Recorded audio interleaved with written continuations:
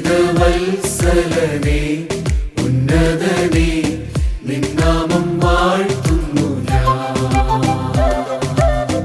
ആശ്രിതവത്സലനേ ഉന്നതനേ നിന്നാമം വാഴ്ത്തുന്നു ഞാൻ. എന്തു പ്രതികൂലമേറി വന്നിടിലും നിന്നെ മാത്രം സ്തുതിക്കും.